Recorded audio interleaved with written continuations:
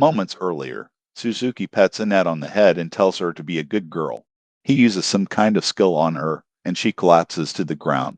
Kotaro celebrates and explains that the more pure Suzuki's victims are, the sooner they fall to his skill. Tama demands to know what he did, so Kotaro explains that Suzuki's skill turns anyone he pets into his slave. Tama demands that they release Annette, but Suzuki just uses his skill on her too. Suzuki brags about how powerful he is, but Isha arrives to remind him that she didn't teach him to use his gift that way.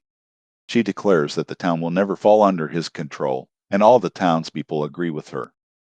Suzuki decides that he will just have to destroy the town, so he sends his wolves to attack everyone. He demands for Yisha to call him a hero and tells her to be happy because he plans to use her church as his castle. The town is now on fire as chaos breaks out.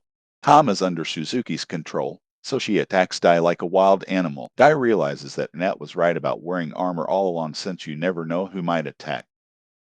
Tama manages to destroy his armor, but the helmet ends up knocking her out by accident. To keep her safe, Dai decides to put her in a barrel with a sign saying that a wild cat is inside. Yisha collapses near him, and she points out what other worlders are really like.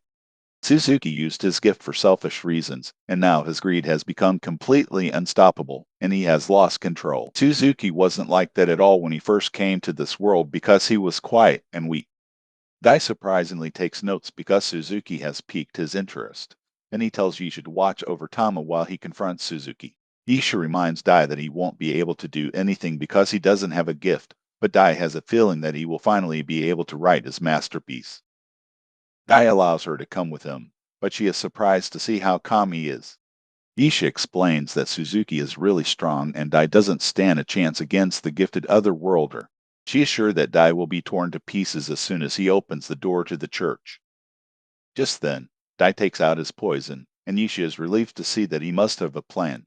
She assumes that he's going to poison Suzuki's guard dogs, but she is shocked when he drinks it instead. He's all out of poison, so Yisha takes charge and tells him to follow her so they can sneak in. Dai just ignores her though and opens the door.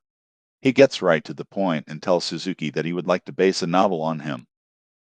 Suzuki assumes that Dai wants to write the heroic tale of Suzuki, the hero conquering another world, but Dai has a different idea. The novel will be about a man that gains more power than he deserves and falls into his own greed. Suzuki is insulted, so he sends his wolves after Dai, but our protagonist just stands there writing. Yisha handles most of the wolves, but one grabs her, and Suzuki prepares to end their lives. Yisha warns that the attack is aimed right at Dai, but he just keeps writing. The attack is unleashed, but everyone is shocked when it is blocked by Dai's helmet from his armor. It turns out to be Milo's in the helmet, so Dai thanks him. Kotaro is terrified because they are out of fireball potions, but Suzuki reminds him that he still has his number one pet. Suzuki warns that his pet takes the life of anyone it bites, and he laughs like a lunatic when Dai gets bitten. The beast collapses though, and Dai says that dogs should be chained up at all times. A voice comes from Dai's system, and it announces that he inflicted 600 damage to the beast with his poison. Kotaro is stunned as the wolf completely turns to ash, and Yisha assumes that Dai infused himself with poison.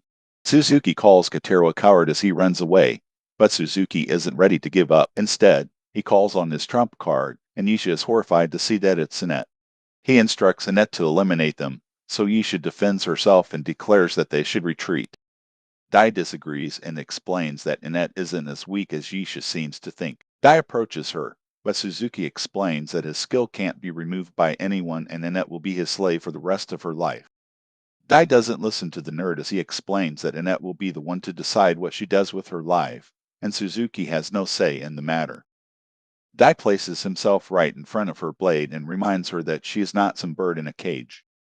Annette seems to be fighting Suzuki's spell, so he screams for her to hurry and eliminate Dai. Annette prepares to do so, but we then see what's going on inside of her mind. She's trapped inside of a cage, but light appears to shine on her. Annette finds a moment of clarity, so she stabs herself and breaks the spell. Dai catches her, and the two greet each other. Dai has Yisha treat Annette's wounds, and she thinks about how he said that Annette isn't weak. Suzuki is utterly shocked by someone breaking his spell, and he can't handle it. He attempts to unalive himself, but Dai surprisingly stops him. Dai reminds Suzuki that he's writing a novel about him, so he can't end the story early. Dai instructs Suzuki to tell him his story, so we get a look at Suzuki's past. Suzuki explains that he was always timid, and stronger guys always made him their pet. He thought about unaliving himself several times, but he could never go through with it. One night, Suzuki bumped into some drunk guy, but he didn't have the courage to stick up for himself when the drunk guy insulted him. Suzuki was distracted, so he fell victim to the merciless troll. He was brought to the new world, and he was greeted by Yisha. She explained that he was now a hero, and he had to use the gift he was granted to defeat the Dark Lord. Suzuki's adventure began, and he learned to use his gift by controlling wolves. He used the wolves to defeat a monster, and he realized how powerful he was. In town, Suzuki would receive strange looks because he was different from everyone. He was bumped and insulted just like before, but this time he used his gift to get revenge. Suzuki explains that he was someone that suffered countless failures in his old world. However, he was suddenly granted power and made a hero. To Suzuki, it's unrealistic to think that someone that has gone through all this would try to save some new world. Suzuki decided to become evil, but he has failed, and he realizes that he will always be a weak nobody. Suzuki is shocked to hear how pleased Dai is, and Dai declares that his novel based on Suzuki is finally complete. It's the story of a miserable man who, despite hoping to live as a hero in this world, could become neither a hero nor a villain due to his own weakness. Dai has decided to call it no longer allowed in another world. Just then, Dai's book bursts with energy, and the pages surround Suzuki. Dai thanks Suzuki because he helped him finally write something he was satisfied with again. Unfortunately, Dai decides that this book cannot be called a masterpiece. He tears one of the pages, and the ground begins to shake. The girls are stunned because they notice that a magic circle for summoning other worlders has appeared. They have no clue what's going on, but they see that the power of teleportation is flowing back into the circle. Power erupts from the church, and the girls are stunned when they realize that Suzuki must have been sent back to his own world. Annette is sure that Dai didn't have a gift before, but looking at his system shows that he has a writing skill called storyteller. Yisha is shocked that she realizes that this is probably a special skill that only activates against certain targets, and in this case, it's other worlders. This is pretty horrifying, as it means that Dai must have been brought to this world to fight other worlders. Dai falls to the ground as he once again failed to write his masterpiece, and he starts taking pills again. Dai wonders if he will ever find anyone else that intrigues him. Annette wonders who this guy is. Dai wonders where Suzuki went, so he has to be told that he sent Suzuki back to his world. Back in town, the wolves leave, and Tama emerges from her barrel. Later, Yisha gives Dai a new coffin, and she speaks with Annette. She predicts that Dai has an important role to fulfill in the future of their world, and their journey will be dangerous.